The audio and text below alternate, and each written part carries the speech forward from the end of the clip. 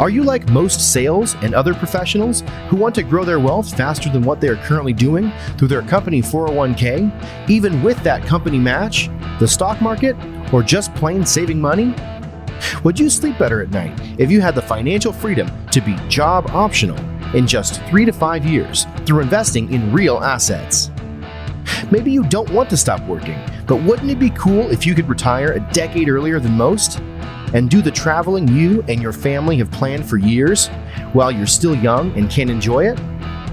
Let's face it, most busy professionals don't have the time or desire to take on more work outside of their W-2 to grow their wealth. On The Wealth Flow, each week we share the stories, the investments, and take a deep dive into the various asset classes that can deliver that accelerated growth to your portfolio passively.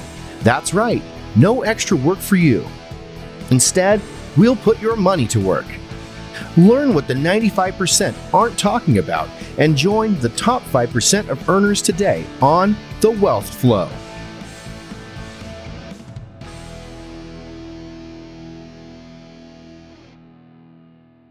All right, welcome to another episode of The Wealth Flow. Super excited about our guest, Chris Seveney. Chris Seveney is the founder and president of Seveney Mortgage Note Investing. Seveney Mortgage Note Investing is led by Chris, a real estate professional of over 25 years. Chris has developed over $750 million in real estate and is well known for his honesty, integrity, professionalism, passion, and tenacity in all of his dealings. So, Chris, welcome to the show. Keith, thanks for having me today. Excited to be here. Yeah, absolutely. I think probably if you're okay with it, I'd like to kind of start. Not everybody kind of has a story of how they ended up in real estate. And I understand you actually came from a corporate executive. So can you talk with us a little about A, how did you get into real estate, and B, how you made that transition from corporate America? Sure. So as you mentioned, my corporate job when I graduated college was in commercial construction. I worked for a general contractor for 15 plus years. And this is a large nationwide general contractor. They're one of the top 25 in the country. And I had a ton of experience just learning from a lot of high executive, powerful people, just, everything from management to finance. So it was a really great experience. But when, for those who have ever worked for a general contractor, it's a 70 to 80 hour a week job, just managing everybody. Yeah. And, finally, got to my mid 30s, got burnt out. And I always use the term, went to the quote unquote dark side. And, if you ask a contractor what the dark side is, they're going to say, oh, you went and work for a developer. Because, go from, working 6 days a week to, golfing twice a week, which that's not really what it's like. But what was interesting was the mindset flip from the general contractor to the developer. And my boss at the time was telling me you need to think like a developer, which is very different because when you're and this is what really has resonated with me since that time. When you think as a general contractor, you have that one property or that one construction project. You're just focused on that. You're not focused on big picture, long term. You're on that project. As a developer, and which leads to an entrepreneur, that's just one battle of many wars. You can't get lost or die on that sword, and you got to think long term and really what are the risks about part of your business. And that is one of the things I really, with my podcast and when I talk to people is, make sure you understand risk because most people only look at numbers but don't understand the risks that's involved. So digress a little bit there, but work for a developer, work for several different developers, and then as part of that, started getting more entrepreneurial, started doing my own thing with some rehab properties in the DC area. But like any major metropolitan area, working a 9 to 5 job and trying to find real estate is not easy. It's very competitive. We did several, and my wife, we had 2 kids at the time, was like, yeah, no, we're not doing this anymore. So I found note investing. I was, honestly, I was pissed the first time I found out about it because I didn't know it existed. I'm like, I've been in real estate for 17 years or whatever it was, and I didn't know this existed. Are you kidding me? I knew of private lending, but I didn't know note investing, which for those who don't know, it's actually, you're not originating the loans, you're just buying them on secondary market. And we focus on loans that are distressed where borrowers are behind. So I got involved in that in 2017. Fast forward to today, I've done several funds within, my venture. I left my W-2 job last year, and now we're raising, we're in the process of raising $150 million for our latest fund. Oh, wow. Okay. There's a lot to unpack there, but I'd say if we could maybe talk about a little bit about your choice of the distressed notes. Kind of a layman would look at it and say, well, wait a minute, I'd rather have a performing note, but what are some of the advantages and opportunities within, distressed notes? Yeah, it's not for everybody. I'll start there. It's a conflict-oriented business, and working for 15 years in a contractor in a union environment, I've been threatened to be thrown off buildings. I've had, many different threats made against my way, and that's a conflict-oriented business where you're yelling and screaming at people. Now, distressed notes, you're not yelling and screaming at people, but a lot of times you have to get an attorney involved, and there's conflict. You need them to pay. They don't, they are not paying. That is inherently a conflict. So that's the first thing. And because of that, you're already, people will shy away from it. Okay. And I was looking to what can I get involved in? And I started actually with tax liens. And then I did like a few of them. I'm like, man, this is like boring. It's like watching, the paint dry, because you buy it and you just wait. And you haven't noticed, I talk fast. I'm a type A personality, very energetic. That is just not my cup of tea.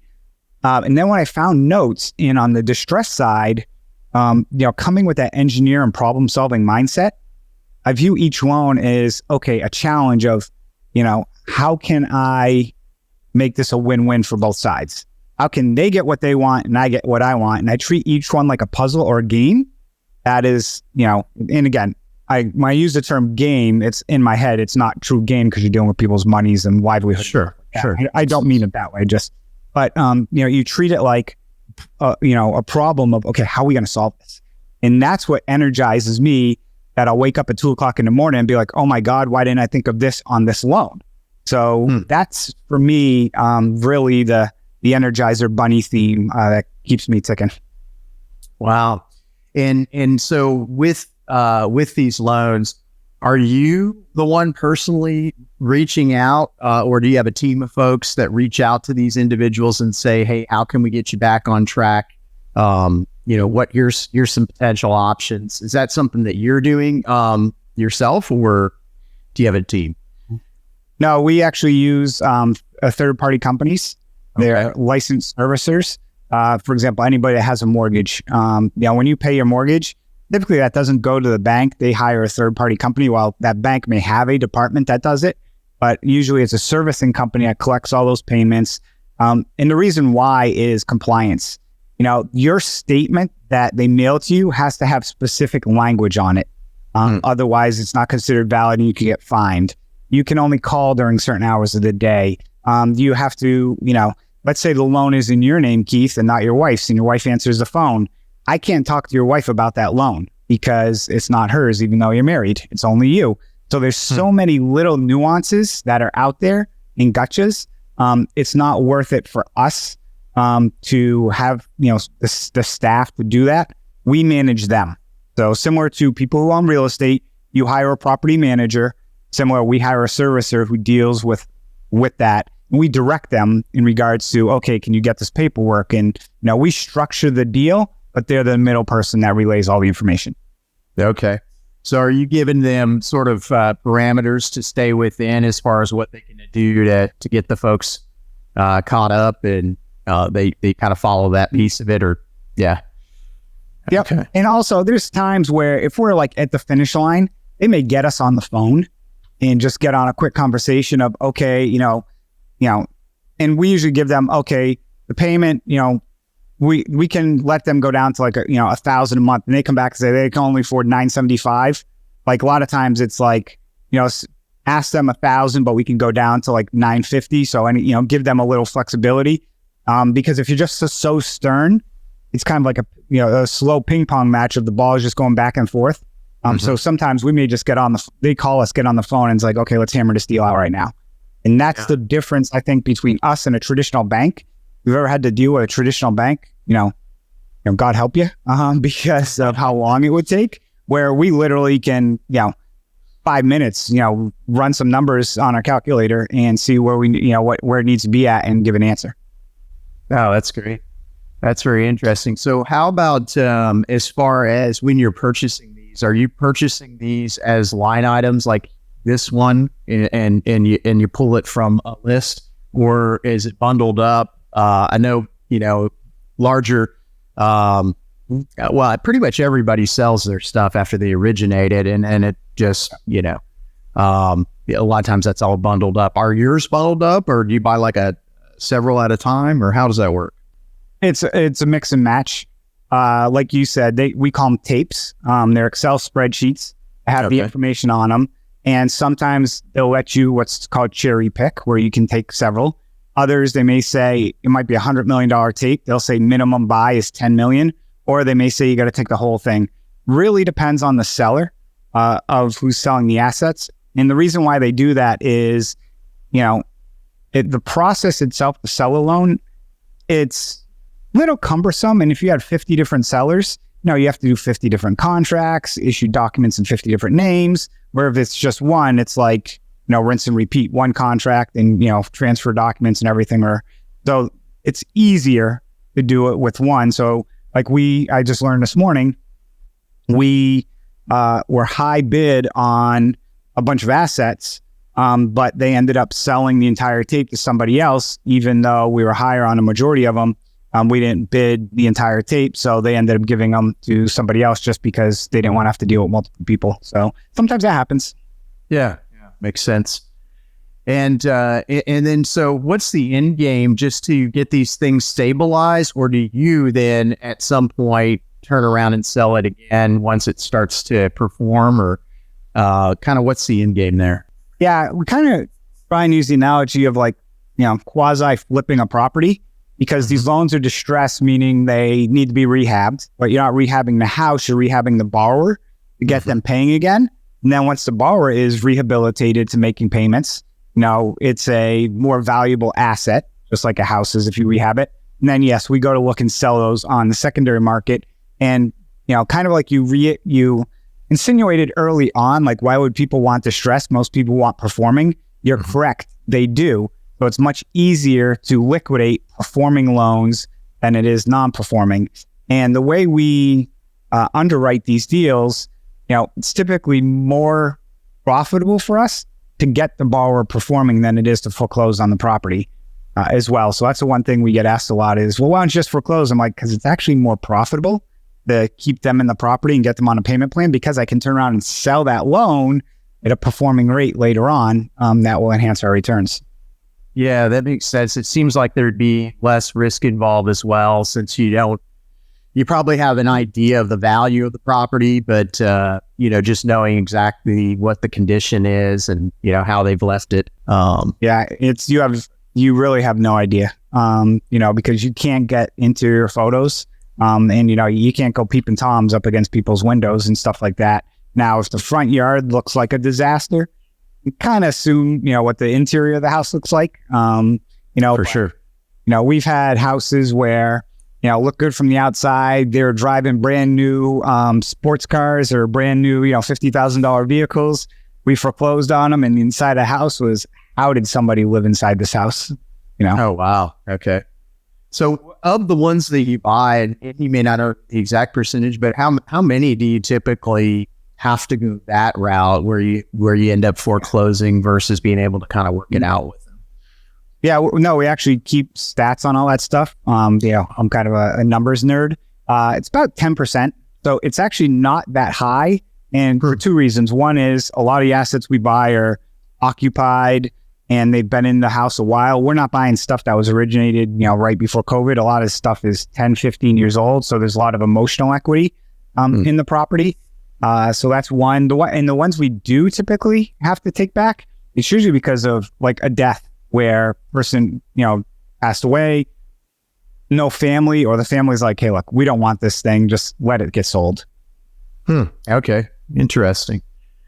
And then as far as that 10% that you do have to get on the market, I guess you got to go to. Well, I guess before I ask that, how about geographically? Are you just anywhere, or are there specific markets that you're kind of honed in as far as where the actual asset resides? Yeah, we've invested in 42 states. Well, when people ask what states, it's like, okay, Rhode Island, the Dakotas, Hawaii, Alaska. But typically we try and, certain states. So the foreclosure process is very different state by state. It's not a federal, mandate. Right. It's state by state. So take, for example, New York and Hawaii can take 5 years to foreclose. So if your money's tied up for 5 years, do you really want to have your money tied up for 5 years? And or you'd have to buy it at such a significant discount. We don't, that's not our cup of tea. Then you go to states like, Georgia or Texas, you're foreclosing in 90 or 120 days. So, you can, a lot of it does flow, between the color of the state, politically, but then you get like California is actually a pretty quick state to foreclose in, which really? People kind of would think, based on a lot of their tenant-friendly laws and stuff would be more challenging.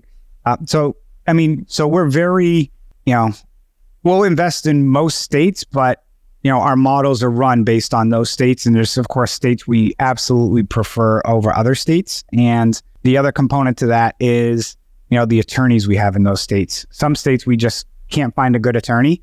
So it's just not worth it to us. It's like we're not even going to waste our time, because if we can't find a good attorney, it's just going to drag on and move on.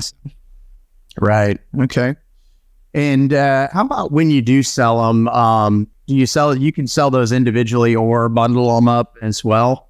Yeah, for most part, a lot of the ones I sold early on because my portfolio was much smaller. We would sell those as one-offs to other investors, especially people with an IRA or 401k, performing, want the cash flow. It's nice to, and people who have IRAs or solo 401ks, the nice thing about notes is, if you invest your typical funds, it's interest income, which is typically taxed at ordinary income. So there's no depreciation or any of that. So it's better to use tax deferred money for lending or notes compared to your traditional cash in most instances, because, where your cash, you can get the depreciation, other things. Now because we've scaled in size, we're at that point now where we'll still sell some one-offs, but most of the stuff we're selling now is in pools to other investors. Okay. And talk about, I guess, maybe some of the ways folks can invest with you.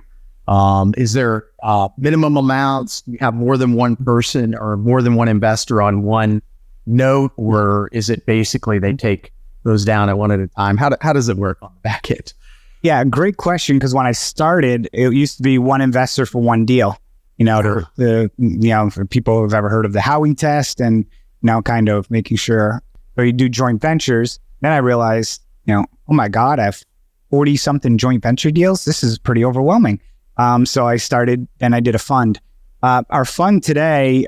So we went through what's called the Regulation A+ process, which was part of the Jobs Act several years ago. Most people don't know this exists because most people, real estate investors, are more familiar with regular syndications of 506B, 506C.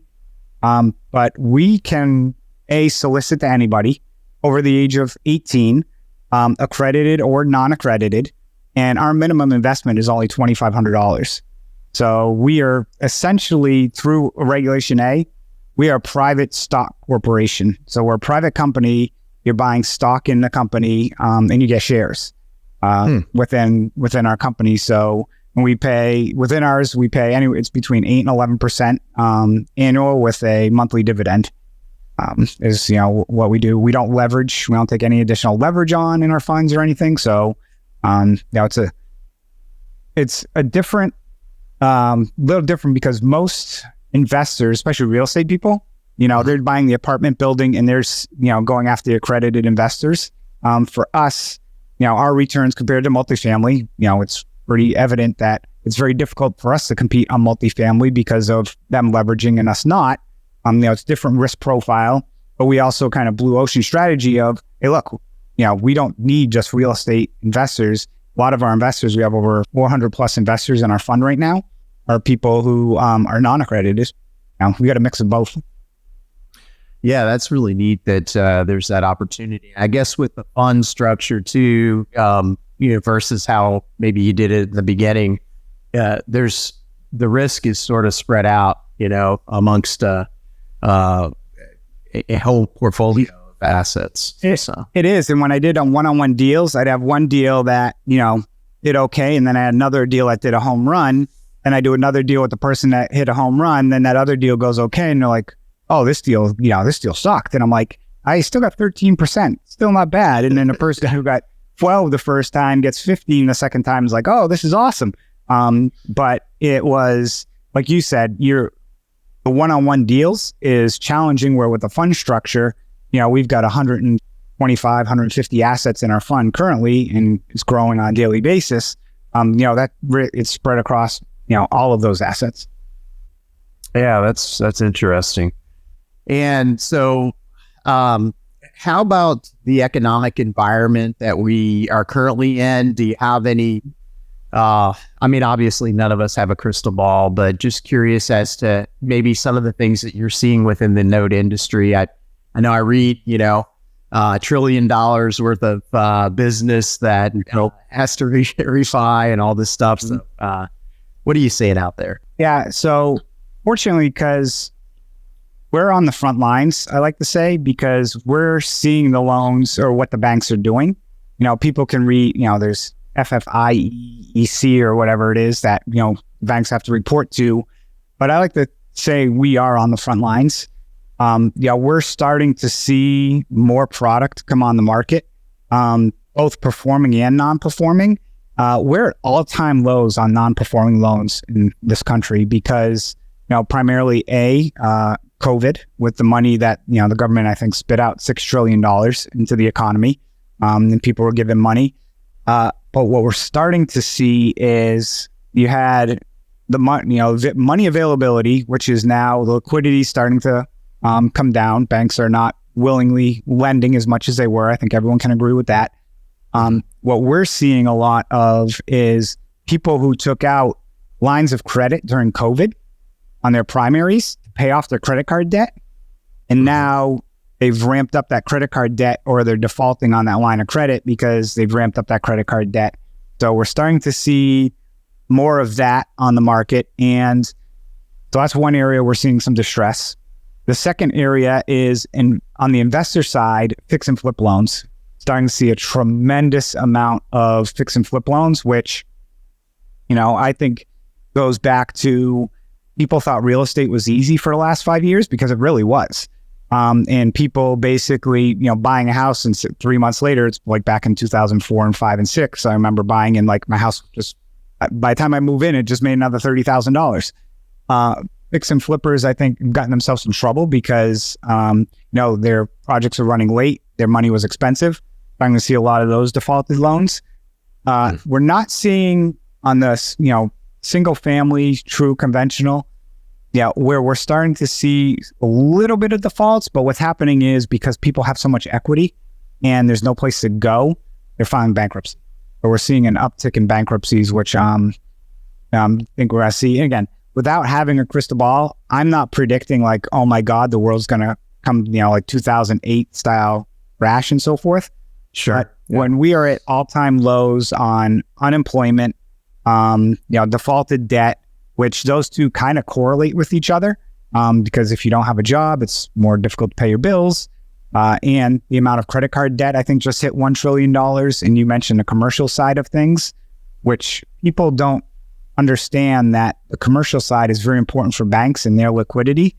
So I think it's going to just be more difficult for people to get money, which tightens things up. And I think we're going to be in for, some times that are not very smooth. I don't know how hard or rough they're going to get, but people who keep thinking that they're going to see that appreciation. Guy asked me this morning, he wants to buy a pre-construction condo in Florida. He's like, yeah, because I think in the next 12 months, it's going to increase by 25% in price. And I'm like, why do you say that? Well, because the market's hot. And I'm like, yeah, they haven't started construction yet. How are they going to be done in 12 months on a condo building? That's the first thing that popped in my head. In states like Florida and Nevada, those, great states to invest in, but they also are the ones that are most volatile. Yeah. That's interesting. Also on just the combination, I didn't even think fix and flips. I was thinking just mainly traditional. Is there a specific criteria that you all look at, whether it be X amount of equity? I know you mentioned, I forget how you phrased it, emotional equity or whatever, but what about equity period? What are you looking for? And then if there's a stack of loans, like you mentioned, the line of credit, is that something that your team looks for as well? Yeah, we typically primarily stay in the first position. Granted, we do have some second position loans, but when we get a list, first thing we do is we sort it by state. We pick out the states that we don't want to deal with, and then we'll typically sort it by value. If the property value is less than $100,000, we throw it out. If it's more than typically about $1.5 million, we throw it out because we prefer to have what I'll say middle income homes. Now, of course, that can range significantly. My area, middle income, 600,000 where I am, 200,000 and 250 in Cincinnati, and then probably 3 million in Santa Barbara, California. So it's very, so it's that range, but that's kind of where we start. And lately, what we've also looked at, like you mentioned, is kind of the equity and origination date, because one of the things we're seeing a lot right now is loans that originated the last several years at like 3% interest. Mm-hmm. And the person may have had the loan for 18 months, but they've missed 6 payments. And we're actually not even touching those loans because the interest rate is so low. Our discount would have to be so significant. It would actually be better if they're about 5 years behind than it is for some of these loans if they're only like 6 or 12 months behind. Because if they file bankruptcy, then they're just back paying that 3% interest to you, which basically, you're losing money every day on it based on where, I could go invest it in a treasury bond at 5%. So there's a lot of analytics that go into looking at the different factors, but typically we start with, state and value and balance on the loan. Okay. And you mentioned interest rate, and it makes total sense if it's down in the 2.5%, 3% range. What is the threshold, or where do you go up to where you say, hey, this has some meat still on the bone, I can make some adjustments here, that kind of thing? Yeah, it's all runs through our model where for the performing loans, we're targeting low to mid teens for return. And then when I say performing, that's usually reperforming where they may have had some, delinquencies in the past. And then on the non-performing loans, we target, low to mid 20s for return because of, again, the volatility of those loans and, trying to understand all the different exits and scenarios that could potentially happen and the risk, of course, that's involved. That's kind of, where our target windows are. And we model them based on that, and that's what we'll put our numbers in. And, like I said, sometimes you win, sometimes you lose. Yeah. And you mentioned being able to invest in notes with an IRA and how that there's some advantages of doing that with notes versus, traditional real estate, whether it be a syndication, whatever. Can you maybe elaborate just a little bit more on that piece of it? What some of the advantages are? Yeah. So, if you're in a syndication and you're using your IRA and they have a leverage, There's the UDFI UBIT, which is one of the unrelated business tax, and the other is I forget what UDFI stands for. But essentially, if you have 50% leverage on a deal and you put money in 50%, because 50% is leveraged, your K1 that you get, 50% of the funds technically are because of leverage. So you may have to treat those outside your IRA, or may have to pay some type of tax or penalty associated with that. And that's, we've never gotten into that. So I'm not an expert by any means on that. I'm kind of, know enough to get myself in trouble. But, but on a syndication, some of the benefits, of course, are on multifamily or any type of real estate asset, you get that depreciation. So, right. When you're filling it out, on a note, you have basically, or you have interest, and interest by the IRS is treated as ordinary income. So if, Keith, you invested $10,000, if you bought a note for $10,000 and, someone was paying you, that interest would just be tacked on as, ordinary income on your taxes. So you pay, if you're in, 27 or 32% tax bracket, that's what you're paying on that money. Whereas syndication, you're probably at like 15 or 20%. But if you're using your IRA, that money's, if you put 10,000 with your IRA, that full amount is deferred. And using that in a note versus the multifamily, side, on the multifamily, your IRA doesn't benefit from any depreciation or anything because it's already deferred. So if you had 2 buckets of money and you wanted to invest one in a multifamily, one in a note, I would, tell people put your cash in a multifamily and your deferred or IRA money into like a note fund. Yeah, that makes sense. Makes a lot of sense. Let's see, what was I going to ask on that?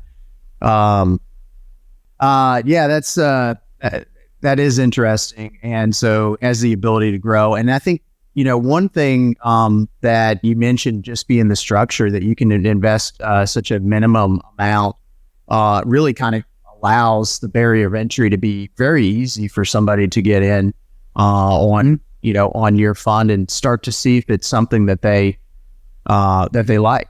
So, yeah. And what's nice about it is with that low minimums, what we've seen is, we have over 400 investors. And I think the number that Lauren mentioned me last night was over 50% of them have reinvested. And because they may have, let's pick a number, 25,000, which in a multifamily, it's like, hey, I got to put the 25,000. I'm a little nervous. I don't know this person. It's a little nervous. People, when it's only 2,500, are okay. It's a less risk, less investment. Let me try it, see if it works. They put in the $2,500 and they get their dividends, their distributions for the next 6 months. And then it's like, oh, okay. Then, they reinvest as well. So we've seen about a 50% reinvestment rate by giving people, I don't like to call it a teaser rate or anything like that, but because it's a lower minimum compared to other syndications that have 25, 50, or 100,000, for me, it's much easier to sell to my wife, hey, I want to go put $2,500 in this deal, than it is to, hey, I want to go drop 50,000 in this deal. Yeah, no, totally. It's a big difference there. And I think that's a great point. What about, I guess maybe we had mentioned at kind of before starting the show that your wife was in real estate too. And for me, that's just interesting. I'm trying, I'm twisting my wife's arm to see if I can get her to bite and get the bug a little bit. But can you talk a little bit about that, about how, in your relationship, both at least being somewhat in that field, if there's any advantages or disadvantages? There's both. So my wife, she's on the finance side of things and runs a extreme, multi-billion-dollar portfolio for her. She works for an international organization. But when we, have done our real estate ventures, for example, we built our primary residence. And it was hilarious because I treated it as like I was a project manager and she was a superintendent. Some stories I share, like I did all the contracts, did everything. I would come in the mornings, but she was usually the bad cop. I remember the plumber didn't show up the day for our our underground, where the laterals from the street to the foundation, we were testing it. She was getting on a plane to go overseas to Europe. She's in, basically in, business attire, skirt, high heels and stuff. Guy doesn't show up. She takes off the high heels, puts on boots, and jumps in the hole with the inspector. I mean, he's like, oh man, I know how this project's going to go. But, things like, painting. I mean, she was heavily involved in everything with the house and assisting on managing it. And then same thing on our rentals, managing the contractors, all of that aspect. So, as the tag team like that, it was good and bad in the sense of we had two of us, but, she's like, why do you always make me be a bad cop, and stuff. I'm like, this shit, a really good bad cop, on that Super Sally. But I mean, I think the benefit is we knew our strengths and weaknesses, on things of, I did that, the management side I did for a living, and she was much better also, managing, other people on that side. So, but after, like I said, after the first two, with the kids and stuff, she basically was like, hey, look, she's like, I can't do it anymore. And I'm like, yeah, I agree. So that's when kind of we, stopped doing that. And then once they started doing the notes and stuff, she was involved, but didn't want to get involved. And she's not actually involved. I use her as a guide, and it's really, I love it because sometimes we all get way too invested in whatever we're doing, and we kind of get tunnel vision on certain things. And with her not being involved, getting a perspective of, okay, like, with the business or anything, give me your open and honest opinion, and trust me, she will give me her open and honest opinion on that. So that's, I think, the benefit. So I would tell anybody, if, you and your partner are involved, just, you have to have a lot of conversation. When I went to go start my own business, it wasn't like I just walked in one day and, I'm quitting my job next week, because I want to start my own business. This was set up years in advance of, hey, look, if I wanted to do something on my own, it's a life goal, where do we need to be as a family financially, everything to kind of, can we map it out? So I have some targets of where I want to get to. And once basically we started, working on those and I hit those targets, it was like, hey, look, we've hit them, is it still, are you still, it's still cool if I want to do this? And, I'm thinking maybe another 6 months or whatever case it is. And she's like, was that where you really want to do? And I'm like, absolutely. And she's like, yeah, go do it. So, it's it's just like any relationship, you just don't ask somebody to marry you on the first day. You need to really, invest in it and, have those conversations and be comfortable with it. Yeah, it makes a lot of sense. And I love the fact that you guys map it out ahead of time. It helps to know whether you're hitting those goals when you should, and where maybe we need to apply a little more pressure or whatever it may be. So, and again, she's a finance person, so everything's got to be numbers to her. And it's good because I'm a numbers person too. And again, somebody's significant other might be different. They might look at things differently. They might say, well, it's not much about how much money, but I want the kids or something at a specific age, or everybody's going to have different priorities.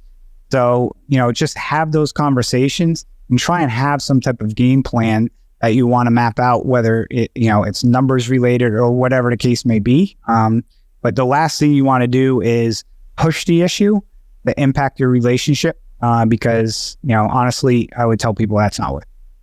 Yeah, for sure. Talking about communication a little bit, one of the things that I've kind of seen recently is just in some cases a lack of communication between a sponsor and their investors, that kind of stuff.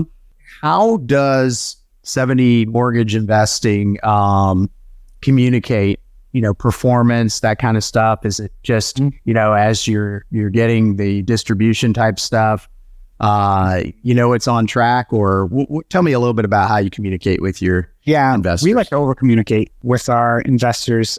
We invite them to our Facebook group that we have that we talk about note investing. We invite them to our podcast, listen to our podcast. Every month we have a live webinar that we talk about the fund. Every quarter we send out a quarterly update to the investors. I have a team of 3 people on my staff that are investor relations. that are there to work with the investors. And a lot of times what I've seen, because I'm an investor as well, invested out of syndication, it's like, okay, you submit the money and then it's like, okay, what do I do next? Or, for us, we're always very proactive. It's, once somebody subscribed, we reach out and say, okay, here's the next steps. We need a W-9. Where do you want your distribution issued? Can we get your bank information? Here's a secure place to send it. If you're not comfortable, pick up the phone and call us. Our entire staff is here within the United States. We don't outsource anything, outside. So you're not, speaking to somebody somewhere, giving any type of bank information out like that. But yeah, we like to over communicate, ask people, follow me on LinkedIn for data. I also typically once a month record a podcast specific to what we're seeing in the fund and the economy. So we just really want to over communicate, because I am the type of person where tell people, hey, look, whether it's good news or bad news, you're going to hear the news, from good. me. And, so I'm not, I learned this from my wife. She's like, no surprises, I don't want surprises. And I'm like, that's fair, because I've had people have surprises on me, and man, I hate it. So I don't want to, having experienced it, I don't want to, put that on other people. Yeah, no, that makes total sense. And, every deal doesn't exactly go the way that you hope. I mean, hopefully, more of them do than don't. But I think that communication is huge. So, what about outside of you've built an amazing business, Chris, and outside of that, well, first maybe where do you see yourself? Call it 5-10 years in the future, still trucking along doing exactly what you're doing, or is there anything that you see on the horizon? I love what I do. So, people always talk about retiring early. I'll be 48 this year. And for me, I'm not the type of person that just can sit around and do nothing. Will my work habits potentially change where maybe I do more golfing or do a little bit more other activities compared to where I'm doing now and ramping up? But, I love real estate. I love mortgage note investing. I've been on the development side. I enjoy development. So in 5 to 10 years, I'll still be, in the real estate game. As I get probably a little older in life, one of the things I want to do is, develop some property on like an island, go take something in like the Virgin Islands or, somewhere and, buy 5 acres of land and develop it. That's something that kind of long-term goals, but everything you can see is, real estate related, Sure. And outside of work, got my wife, we have 2 kids. One's a freshman in college and my son is finishing 6th grade. So, a lot of family time with my son, athletics, sports, and, hanging with him, because it's one of the things I take advantage of working from home now and having my own company is that I wasn't able to do previously, is that ability to, spend time working from home and spend with kids. That's nice. Yeah. I've got one that just graduated high school and one that graduated college, both daughters. And I always tell people, it just goes by too quick. So, as you've seen with your older one, right? But that's great. You got such a spread. Exactly. Yeah. Well, I sure appreciate it. You've added a lot of value to our listeners. How can people find out more about you? Yeah. They can go to our website. It's the number 7, then the letter E, investments.com, or you can email me, chris@7einvestments.com.